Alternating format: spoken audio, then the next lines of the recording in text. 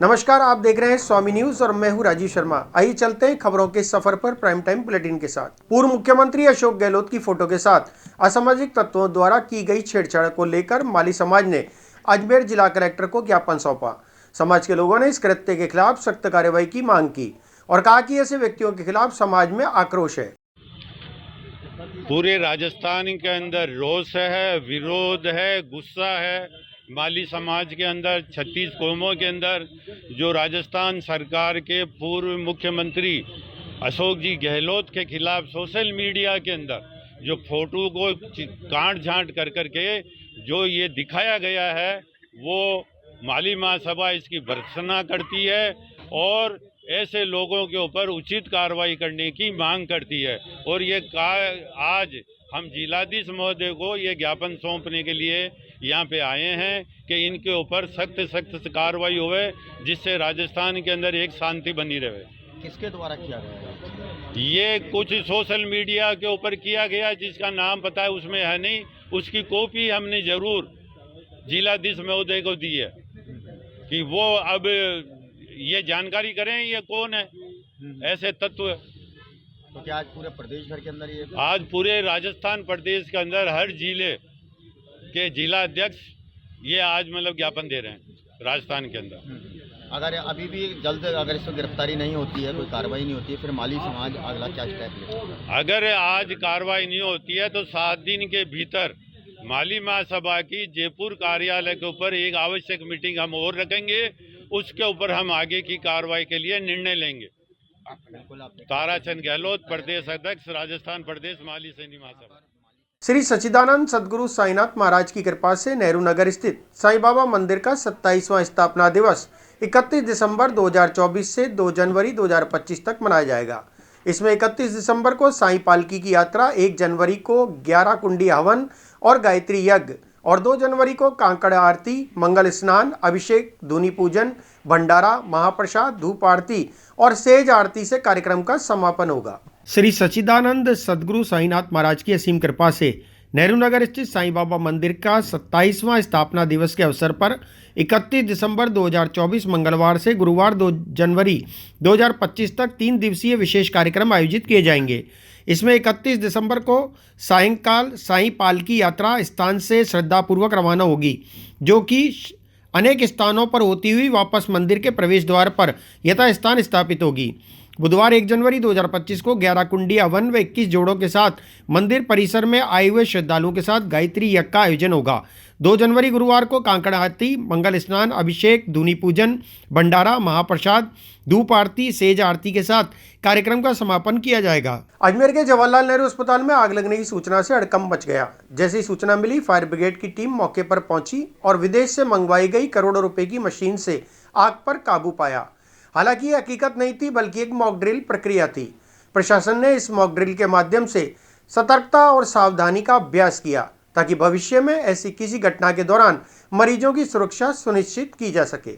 संभाग का सबसे बड़ा अस्पताल जेएलएन अस्पताल, उसमें आग लग चुकी है नीचे की ओर और ऊपर जो है मरीज फंसे हुए हैं। ऐसी जो मॉक ड्रिल है वो कराई जा रही है। तस्वीरें आप देख पा रहे हैं, लाइव तस्वीरें हैं स्वामी न्यूज चैनल के माध्यम से।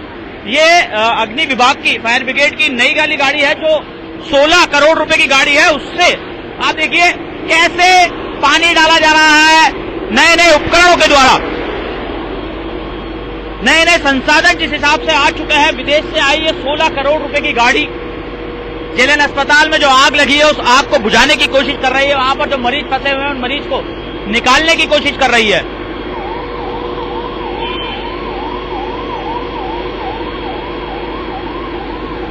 बड़ी खबर लगातार चल रही है। मॉक ड्रिल है, घबराने वाली बात नहीं है। लेकिन मैं आपको बताऊं कैसे बचाव किया जा सकता है। अगर संभाग का जो सबसे बड़ा अस्पताल है जवाहरलाल नेहरू अस्पताल, उसमें अगर आग लगती है तो कैसे मरीजों को बचाया जा सकता है।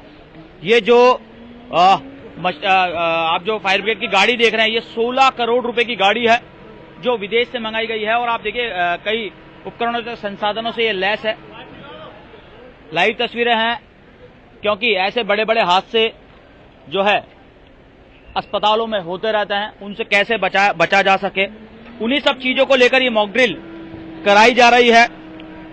अजमेर से संभाग का जो सबसे बड़ा अस्पताल है जवाहरलाल नेहरू अस्पताल, उसमें ये मॉक ड्रिल की जो प्रक्रिया है उसको अपनाया जा रहा है। कैसे बचाया जाए लोगों को, कैसे स्थिति पैदा होती है।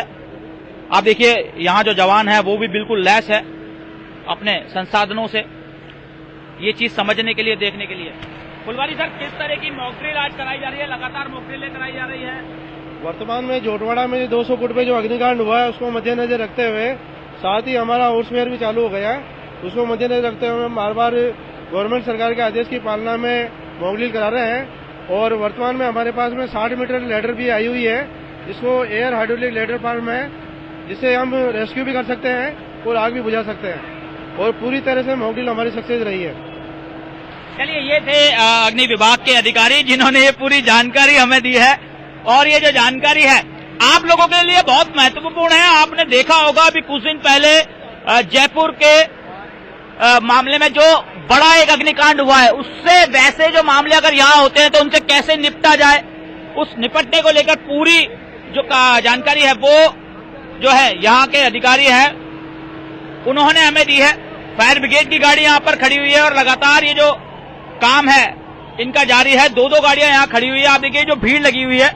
मैं आपको बताऊं, जेएलएन अस्पताल में बड़ी आग लगी है और उस आग से कैसे बचा जाए और जो लोग वहां पर फंसे हैं उनको कैसे निकाला जाए, उसकी मॉक ड्रिल कराई जा रही है, ताकि जब ऐसी समस्या एकदम से सामने प्रशासन के सामने आए तो उससे कैसे निपटा जा सके।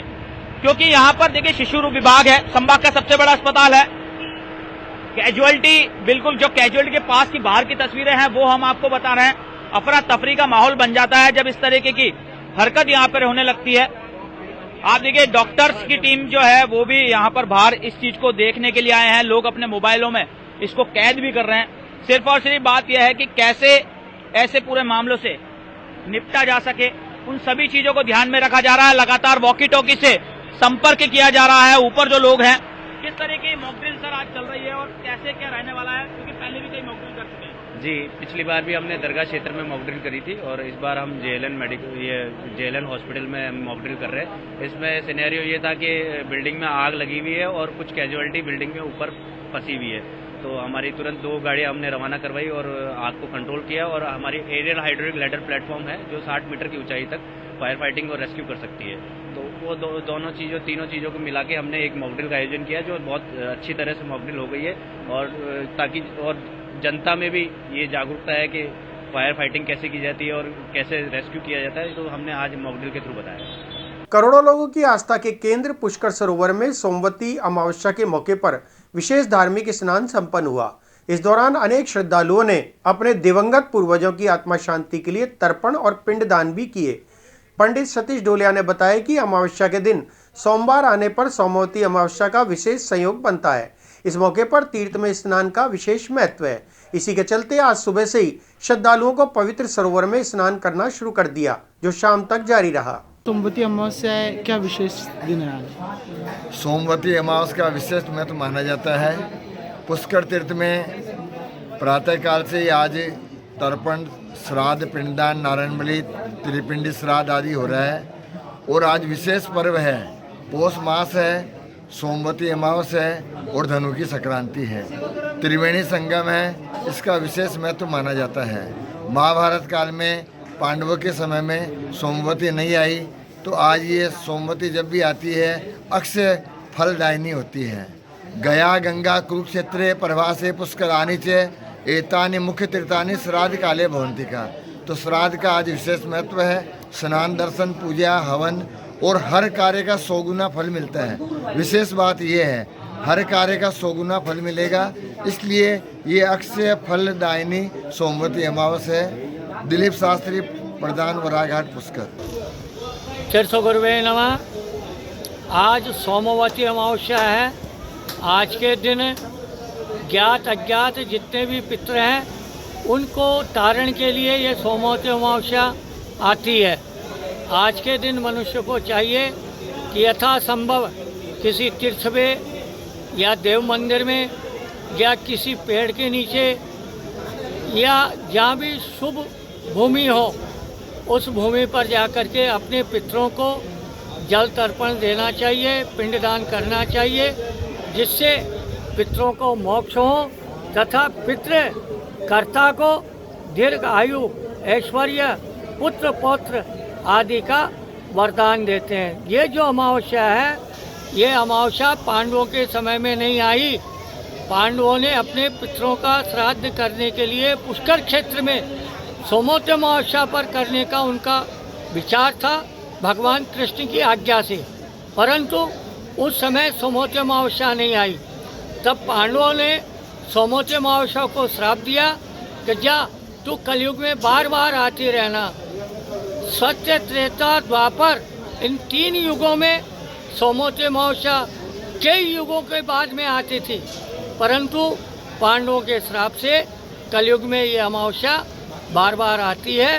अतः जब जब भी सोमवती अमावस्या को मनुष्य को चाहिए कि अपने यथार्थ पितरों को जल तर्पण, पिंडदान या उनके लिए कुछ धान्य पुण्य, चींटियों को आटा इत्यादि पितरों के लिए, या पीपल में जल देवें पितरों के लिए, तो वो सारा ही श्राद्ध के अंतर्गत आता है और श्रद्धा से पितृ उनको ग्रहण करते हैं। पंडित सतीशन तिवारी, वाराघाट, पुष्कर। सरकार द्वारा संचालित रैन बसेरा और श्री अन्नपूर्णा रसोइयों की व्यवस्थाओं के संबंध में जिला कलेक्टर लोकबंधु द्वारा रविवार रात्रि को औचक निरीक्षण किया गया। वहां व्यवस्थाओं के संबंध में नगर निगम के अधिकारियों को दिशा निर्देश प्रदान किए गए। निगम द्वारा संचालित आश्रय स्थल और रैन बसेरे उनका निरीक्षण किया है, क्योंकि सर्दी का भी मौसम है, तो आवश्यक निर्देश दिए कि आने वाले लोगों को कोई भी कठिनाई नहीं हो, उनको रजाई, कंबल आदि उपलब्ध कराए जा रहे हैं। पानी की भी पर्याप्त व्यवस्था है, आवश्यक निर्देश भी दिए। इसके साथ ही श्री अन्नपूर्णा रसोई भी 2 महीने अभी देखी, दोनों में ही लोगों द्वारा खाने की तारीफ की गई और खाने का मेन्यू के अकॉर्डिंग खाना है उसको चेक किया है, खाने की क्वालिटी भी चेक कराई जाए और समस्त जो व्यवस्थाएँ हैं ठीक पाई गई। कुछ आवश्यक निर्देश भी टीम को दिए। राज्य सरकार का ये ध्येय है कि जो भी लोग अन्नपूर्णा रसोई में आए या जो भी लोग आश्रय स्थल में आए, उनको किसी भी प्रकार के और नॉर्म्स के हिसाब से उनको जो सुविधाएं मिलनी चाहिए पूरी, इसी को सुनिश्चित करने के लिए आज के जो इंस्ट्रक्शन है। सकल जायसवाल समाज और अंश हार्डवेयर की ओर से जैन बैडमिंटन टूर्नामेंट का आयोजन कोहली बैडमिंटन एकेडमी में किया गया। यह टूर्नामेंट रविवार को हुआ, जिसमें महिला और पुरुष वर्ग में सिंगल और डबल्स की प्रतियोगिता कराई गई। इस प्रतियोगिता में कुल 110 प्रतिभागियों ने भाग लिया। सकल जायसवाल समाज और अंश हार्डवेयर की ओर से जैन बैडमिंटन टूर्नामेंट का आयोजन कोहली बैडमिंटन एकेडमी में किया गया। यह टूर्नामेंट रविवार को हुआ, जिसमें महिला और पुरुष वर्ग में सिंगल्स और डबल्स की प्रतियोगिताएं कराई गई। इस प्रतियोगिता में कुल 110 प्रतिभागियों ने भाग लिया। टूर्नामेंट के फाइनल मैच शाम को कोहली बैडमिंटन एकेडमी में खेले गए। इसके बाद इस टूर्नामेंट की क्लोजिंग सेरेमनी भी शाम को आयोजित की गई, जिसमें विजेता खिलाड़ियों को पुरस्कार से सम्मानित किया गया। यह आयोजन समाज और खेल प्रेमियों के बीच एकजुटता और सामूहिक प्रयास की मिसाल बनकर उभरा। सर, कल ये सकल जायसवाल जैन समाज की ओर से 3 दिन के लिए बैडमिंटन टूर्नामेंट कराए गए थे। इसके अंदर जायसवाल समाज के जो भी जैनी हमारे भाई बंधु हैं, उनके बीच में टूर्नामेंट हुआ था। तो ये 3 दिन से टूर्नामेंट चल रहा था, जिसकी क्लोजिंग सेरेमनी कल रात को 8 बजे के आसपास कर दी गई। इसके अंदर लगभग 5 कैटेगरी थी, जिसके अंदर लेडीज़ और जेंट्स की भी थी, बच्चों की थी और सिंगल्स और डबल्स के मैचेस कराए गए इसके अंदर। और जो भी विनर्स थे, रनर अप थे, उनको बहुत सारे स्पॉन्सर थे जायसवाल समाज के, जैसे पवन जी जैन हुए। अंश हार्डवेयर की तरफ से ये टूर्नामेंट को कराया गया था और कल इसका समापन हुआ।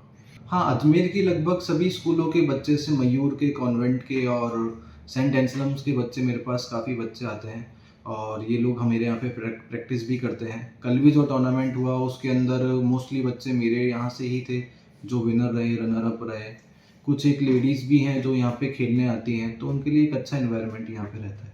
जी, इसके अंदर कुछ बच्चे नसीराबाद से भी मेरे पास आते हैं और इस अकेडमी को मुझे चलाते हुए लगभग 2.5 वर्ष हो गए, तो ये अच्छा रिस्पांस मिल रहा है। आयुष कोहली बैडमिंटन। निर्भया सेना ने महिलाओं को सशक्त बनाने के लिए एक नया कदम उठाया है। संस्था ने लाखों महिलाओं को आत्मरक्षा के लिए ब्लैक बेल्ट बनाने का संकल्प लिया है। इसके तहत महिलाओं को सख्त और आत्मरक्षित बनाने के लिए विशेष सेल्फ डिफेंस प्रशिक्षण शिविर आयोजित किए जा रहे हैं। अजमेर के सोफिया कॉलेज में छात्राओं को सेल्फ डिफेंस का प्रशिक्षण दिया जा रहा है, जिससे वे खुद को सुरक्षित रखने के लिए सक्षम बन सकें। सबसे पहले मैं बताना चाहूँगा कि सोफिया गर्ल्स कॉलेज अजमेर इनके सहयोग से हम लोगों ने एक सेल्फ डिफेंस का कैंप रखा था, वुमेन सेल्फ डिफेंस कोर्स। ये कैंप में हमने कोशिश की है, जब कोई लड़की अकेली फंसती है तो कोई अगर उसे हाथ पकड़ने से या फिर कोई गला पकड़ता है, कोई बाल पकड़ लेता है, कोई पीछे से दबोच लेता है, तो किस तरह से वो अपना बचाव करे, वो सेल्फ डिफेंस कोर्स था। इसके साथ साथ में कोई अगर उसे चाकू से डराने की कोशिश करे या कोई रिवॉल्वर तान दे तो उससे कैसे विद इन माइक्रो सेकंड से वो कैसे बचाव कर सके, इसके लिए ये कैंप रखा गया है। और ये कैंप जो है निर्भया सेना के माध्यम से रखा गया है। निर्भया सेना राजस्थान, जिनके वाइस प्रेसिडेंट हमारे साथ कमल किशोर जी हैं, जिनके काफ़ी टाइमों से प्रयास चल रहा था, करीबन 1 साल से वो संपर्क में थे और उनकी वजह से आज काफ़ी बड़ा अच्छा कार्यक्रम हुआ। और इस कार्यक्रम में हमने देखा कि सबसे बड़ी चीज़ ये मिली कि अजमेर की जो बच्चियां हैं, लड़कियां हैं, उनका डिसिप्लिन मुझे बहुत अच्छा देखने को मिला, क्योंकि मैं ऑल ओवर इंडिया में जाता हूं, लेकिन यहाँ का डिसिप्लिन बहुत अच्छा मिला और उन्होंने बहुत अच्छा सहयोग किया। और ये बात और कहूँगा, क्योंकि राजस्थान राजपूतों की धरती है, यहाँ पे वीरों की धरती है, एक से एक लोग यहाँ पे रहते हैं, तो वो देखने को मिला कि लड़कियों ने बहुत बहादुरी से ये प्रैक्टिस की है, इसका ट्रेनिंग ली है। और निर्भया सेना जो है वो पूरे भारत में काम कर रही है और राजस्थान के हर एक सिटी में, हर एक ज़िले में काम करेगी। और हमारा शुरुआत अजमेर से हुआ है और आने वाले अगले महीने में करीब 8 से 10 हज़ार वुमेन्स को एक बड़ा सेमिनार दे रहे हैं, जिसका नाम है इंडिपेंडेंट वुमन। इसके अंदर हम लड़कियों को शुरू से लेके अपने लाइफ में कैसे सक्सेस बनेगी, कैसे निडर बनेगी, कैसे साहसी बनेगी, क्योंकि आजकल का जो सिस्टम है हमारा स्टडी का, उसमें लड़कियों को कॉलेज के बाद बाहर जाना पड़ता है। वहाँ पे लड़कियाँ बहुत ज़्यादा कह सकते हैं, ज़्यादा लड़कियों के माइंड में जो फियर होता है, डर होता है, और लड़कियों से ज़्यादा उनके माँ बाप के माइंड में डर होता है कि मेरी बच्ची के साथ कुछ अनहोनी ना हो जाए। उस डर को, फियर को निकालने के लिए निर्भया सेना का निर्माण हुआ है। मैं आपको विश्वास दिला सकता हूँ कि जो भी निर्भया सेना में ज्वाइन कर रहा है, उस लड़की को किसी चीज़ से डर नहीं लगेगा। ये सच है कि 5-7 लोग मिलके भी उसका कुछ नहीं बिगाड़ सकते, क्योंकि इसकी ट्रेनिंग और जा रही है। आने वाले समय में फिर से हम एक कैंप रखेंगे, जिसमें हम लड़कियों को जो वेपन्स, जो खास वेपन्स है मार्शल आर्ट्स का, जिसका नाम है नानचाकू, वो सीखने के बाद 10 से 12-15 लोग भी इसको छू नहीं सकते। पकड़ना तो बहुत बड़ी बात है। निर्भया सेना ने एक योजना और बनाई है कि जो लड़कियां इसको ज्वाइन कर रही हैं, ट्रेनिंग के साथ साथ में हम उसको पोस्ट भी दे रहे हैं, और पोस्ट के साथ साथ में उसको हम एक कह सकते हैं कि उसको उत्साह बढ़ाने के लिए हम लोगों ने कुछ गिफ्ट भी रखे। जैसे कि अगर वो हमारे निर्भया सेना में ज्वाइन करने के बाद अगर वो कैप्टन बन जाती है तो 51,000 का हम लोग उसको और पुरस्कार दे रहे हैं। इसके बाद 1,11,000 का पुरस्कार दे रहे हैं, 5.5 लाख 11 लाख तक का पुरस्कार दे रहे हैं। इसमें पूरे भारत में लोगों का सहयोग मिल रहा है। अजमेर में हमें मैं कहना चाहूँगा ऐसी पर्सनालिटी हमें मिली जिनका नाम है प्रोफेसर सिस्टर पल्स मैम, जिन्होंने काफ़ी बढ़िया सहयोग किया है। और उनकी जो बच्चियाँ थीं और बहुत ही हमने उनके अंदर डिसिप्लिन देखा, और उनके सहयोग से आज ये हमारा कार्यक्रम जो है सफलतापूर्वक संपन्न होने जा रहा है। आज नमस्कार, मैं professor sister Pearl Sophia girls college की प्रिंसिपल हूँ और आज सेल्फ डिफेंस प्रशिक्षण शिविर का समापन समारोह है। 7 दिनों में बच्चियों ने बहुत कुछ सीखा, बहुत सारी टेक्निक्स, और सेल्फ डिफेंस के लिए उन्होंने बहुत सारे तरीके सीखे। जब बच्चियां यहाँ पर आई थी, 125 बच्चों ने उसको कंप्लीट किया। यहाँ पर महिलाएं भी हैं, हमारे कॉलेज की कर्मचारी हैं, वो भी हैं। और जब वो यहाँ पर आई थी, उनके मन में यही आशंका थी कि मैं कैसे कर सकती हूँ, मैं तो निर्बल हूँ, मुझे नहीं आता है। मगर इन 7 दिनों में मैंने उनकी पर्सनैलिटी डेवलप होते हुए देखा है, उनके अंदर एक निडरता आते हुए देखा है, एक कॉन्फिडेंस है कि मैं भी कर सकती हूँ। छोटी बच्ची है जो यहाँ पर शायद 8 साल की है, उससे लेकर 50 साल मैंने भी ट्रेनिंग किया है, और यहाँ पर 50। अखिल भारतीय श्री यादे माता प्रजापति सेवा समिति पुष्कर की कार्यकारिणी की बैठक रविवार को प्रजापति समाज के नए भवन में समिति के अध्यक्ष हीरालाल प्रजापति की अध्यक्षता में आयोजित की गई। बताया गया है कि बैठक में समिति में शेष रहे सदस्यों के शपथ ग्रहण और सदस्यों का कार्यभार वितरण करने, नए भवन में सोलर प्लांट, लिफ्ट, प्रजापति छात्रावास अजमेर में सुधार हेतु संबंधित अलग अलग कमेटियों का गठन किया गया। बोले श्रीराधे माता की जय, समाज के बंधुओं की जय। आज पुष्कर के अंदर सभी समाज बंधुओं की कार्यकारिणी का गठन किया गया है और पुष्कर समाज की समिति को कार्यों को आगे बढ़ाने के लिए सब निर्णय लिए गए हैं। उसमें से मेन मुख्य है कृषि भूमि को डेवलपमेंट करना और वहाँ पर गार्डन की सुविधा प्रदान करना शादी विवाह के लिए, और जो अपना भवन है रहने के लिए उसको डेवलपमेंट करना, लिफ्ट लगाना, सोलार लगाना, और मंदिर के लिए भी अपने को कुछ दुकानें वहाँ पर निकालना और छात्रावास का डेवलपमेंट करना, छात्रों को पूरी सुविधा देना जिससे हमारे छात्र टाइम पर पढ़ सके और शिक्षा प्राप्त करते अपना नाम आगे बढ़ा सके। समाज के द्वारा जितने भी निर्णय लिए गए हैं आज वो सराहनीय है। मैं समाज के सभी बंधुओं से आग्रह करता हूँ, निवेदन करता हूँ कि इसी तरह आप मीटिंग में आकर के हमारा हौसला बढ़ाएं ताकि हम समाज का कल्याण कर सके। ये एक युद्ध भूमि है और हम सैनिक हैं, हम लोगों को लड़ना है। समाज के अंदर बहुत सारी कुरीतियाँ फैली हुई है, उनसे भी लड़ना है और समाज के इस आध्यात्मिक क्षेत्र को आगे बढ़ाने के लिए समाज के अंदर इसका नाम रोशन करना, श्रीराधा माता का नाम रोशन करना है। इसमें बहुत सारे निर्णय अभी होने बाकी है, जैसे राजनीति के अंदर हमारा किधर नामो निशान नहीं है। हम लोग 5 ऐसी कार्यकारिणी गठन की है जिसका अलग अलग कार्य रहेगा। जैसे पुष्कर के अंदर राजनीति का एक अलग कमेटी बनाई गई है, इसके बाद में आपका धर्मशाला का अलग बनाई है, कृषि भूमि का अलग बनाई है, फाइनेंस का जो बाहर से पैसा लेके आ सकते हैं समाज भामाशाहों से उसकी अलग कमेटी बनाई गई है, मंदिर के लिए एक अलग कमेटी बनाई गई है, छात्रावास की अलग कमेटी बनाई है। इन सभी कमेटियों का एक टारगेट रहेगा, काम को कैसे करना सुचारू रूप से, वो हम लोग प्लान करके सभी लोग बैठ कर निर्णय लेके आगे काम को आगे बढ़ाएंगे। तो समाज से मेरा यही हाथ जोड़ के प्रार्थना है कि इस पुष्कर समिति में जो भी कार्य हो रहा है उसमें आप सभी समाज बंधु सहयोग करें और जो भी आप मेरा शब्द सुन रहे हैं, भामाशाह हो चाहे आप पंच हो, जो भी आप छोटे हो या बड़े हो, आप इस पुष्कर में आकर के एक बार आइए और इस समिति के कार्यों को आगे बढ़ाइए।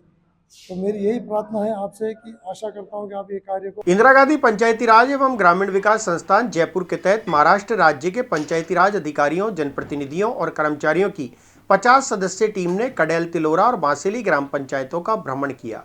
कडेल ग्राम पंचायत के सरपंच प्रतिनिधि महेंद्र सिंह मजेवला ने बताया कि यह भ्रमण स्वच्छता, पेयजल, स्वच्छ भारत मिशन, महात्मा गांधी नरेगा और अन्य नवाचारों का अध्ययन करने के लिए किया गया था। आज कडेल क्रिकेट ट्रॉफी का शुभारंभ हुआ। इस बार कडेल क्रिकेट ट्रॉफी को लोक माता अहिल्या देवी क्रिकेट प्रतियोगिता के नाम से आज इस प्रतियोगिता का शुभारंभ हुआ। शुभारंभ के अवसर पर मुख्य अतिथि के रूप में विभाग प्रचारक शिवराज जी भाई साहब ने उस कार्यक्रम के मुख्य अतिथि थे। सभी यहाँ के वार्ड पंचगण, सभी जनप्रतिनिधिगण, सभी ग्रामवासियों की मौजूदगी में भव्य रंगारंग क्रिकेट ट्रॉफी का उद्घाटन हुआ। इस अवसर पर उन्होंने शिवराज जी भाई साहब ने मुख्य अतिथि रहते हुए कि कभी किसी को परास्त करने की भावना से नहीं खेलें, खेल को खेल की भावना से खेलें, इस बारे में विस्तार से लोगों को बात कही और भव्य रंगारंग क्रिकेट ट्रॉफी का उद्घाटन हुआ। तुम्हें अपने पूर्वजों की स्मृति में करना है, तब पता चलता है कि नहीं ये जो श्राद्ध पक्ष अपने पूर्वजों के लिए है। और इसी कारण से समय समय पर ऐसे महापुरुषों के जीवन को आधार बनाकर उन्होंने उनके जीवन काल में जो कार्य कर दिए उन कार्यों को बताने का जो उत्तरदायित्व ये वर्तमान पीढ़ी के हाथ में होता है। और इसीलिए आज से 300 साल पहले एक महिला होती है, वो सामान्य परिवार में जन्म लेती महाराष्ट्र के चोड़ी गांव के अंदर, लेकिन जीवन कैसा। फिलहाल बुलेटिन में इतना ही, मुझे दीजिए इजाजत। देखते रहें स्वामी न्यूज।